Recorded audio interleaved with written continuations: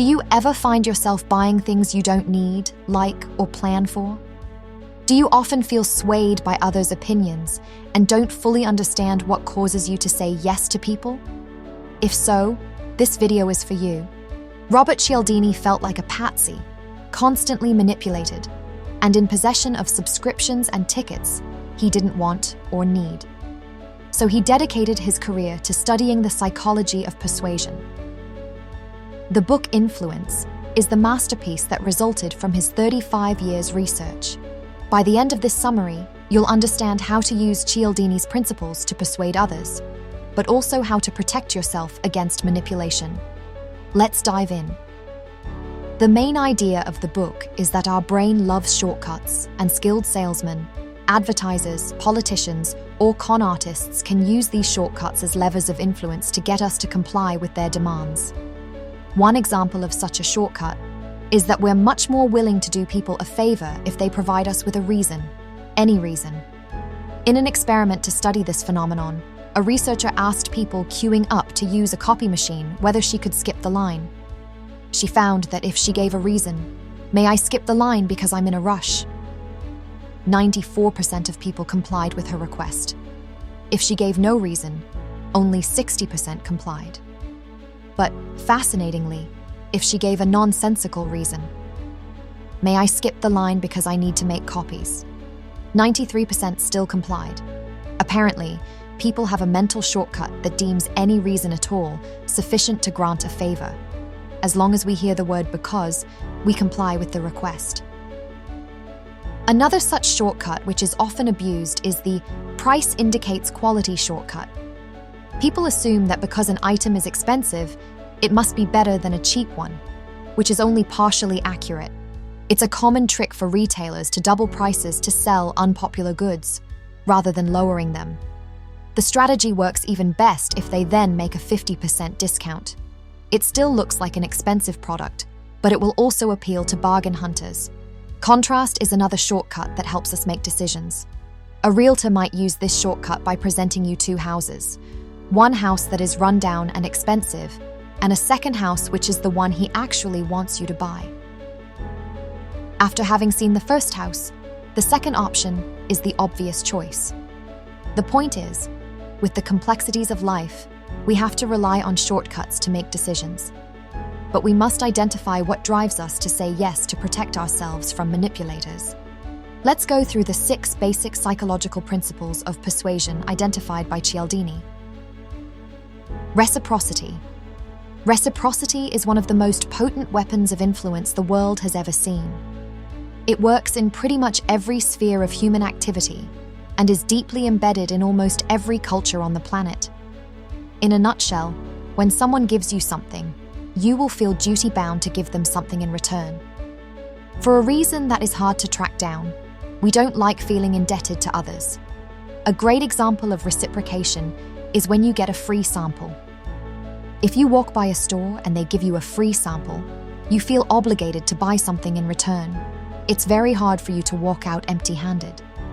The interesting thing is, as studies show, it's not the fact that you liked the free sample that drives you to buy, because most people will actually purchase something else than what they have tasted.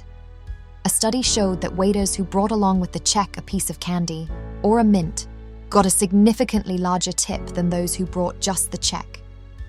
The customers felt a subconscious obligation to reciprocate the kindness shown by the waiter, even if the candy was such a minor and inexpensive gift. A small initial favor can sometimes be engineered to generate a sense of obligation to agree to a much more substantial favor in return. As a girl in a bar, if you accept drinks from a man, there's an implied obligation of reciprocation of a sexual nature.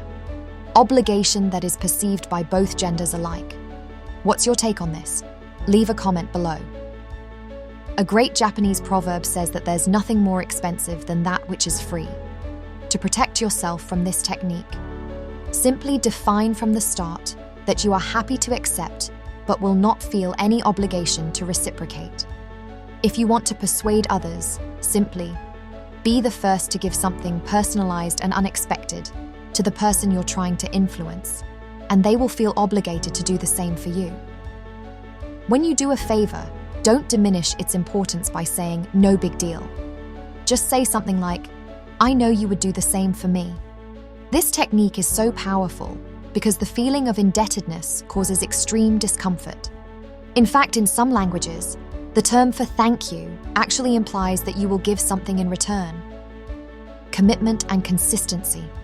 All your life, you've been told, if you commit to something, make sure you follow through and do it.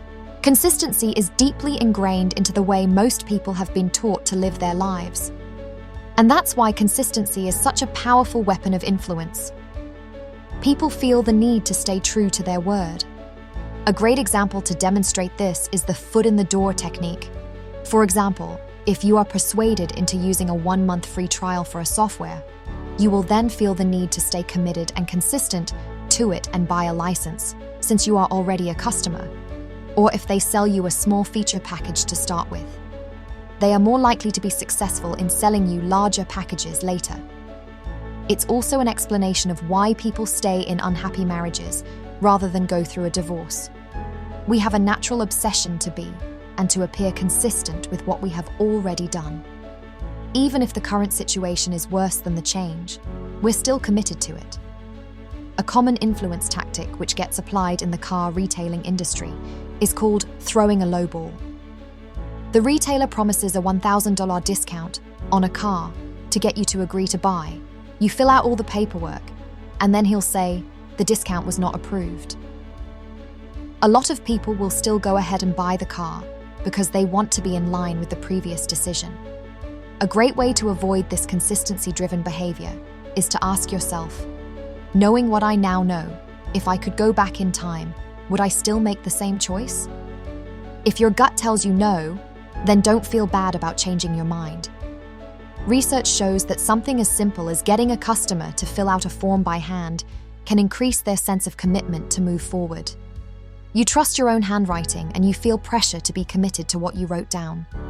Use this to your advantage by writing down your goals, and you'll be off and running. Social proof.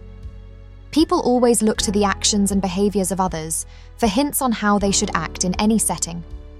The more people you see doing something, the more you will assume that is the right course of action and follow suit.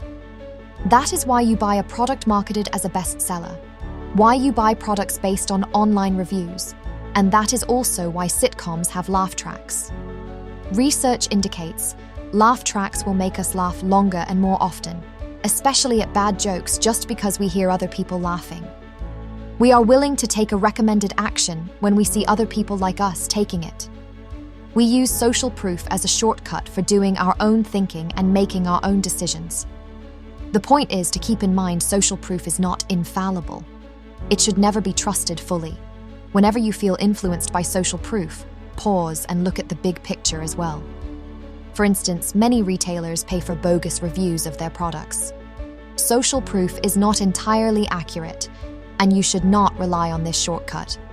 To take a simple example, there is a well-documented phenomena which happens on highways.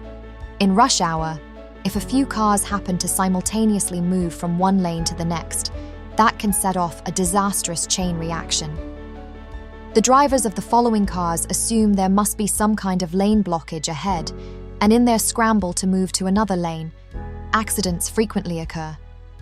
The tendency for everyone to look at what everyone else is doing can lead to the fascinating phenomenon called pluralistic ignorance. Likeability. Very simply, this just means we prefer to say yes to the requests of people we know and like. What's even more striking is that the person you like doesn't even have to be present for this influence strategy to work. If a salesperson would approach you based on a referral and would say that your friend also bought the product, this would increase the buying pressure, because if you reject the salesperson, that kind of feels like you're rejecting your friend as well. A lot of companies take advantage of this when they offer you a gift if you recommend their product to a friend. Another strategy is to appeal to a widely liked person, like George Clooney, to sway people to a particular opinion or get them to buy a product. Social scientists have studied this topic quite extensively, and they have concluded likability is usually driven by physical attractiveness. you're more likely to like someone who is good-looking. Similarity or familiarity. You'll feel more inclined to agree with someone who has the same beliefs as you or who you know. Compliments. You'll be more open to agree with someone who says good things about you. Association. Individuals tend to form positive or negative attitudes towards others based on their association with emotional events in their lives. So how do you say no to someone who is trying to influence you by ramping up their likability? If you've just met someone and you find you like them more than you would in normal circumstances, take that as a strong signal. Step back and identify the factors they have applied to make you like them immediately. Then, mentally, separate the person from the product or service he or she is trying to sell. Concentrate on the merits of the product rather than your fondness for the person doing the pitching. Separate the dealer from the benefits and make a decision based on the facts.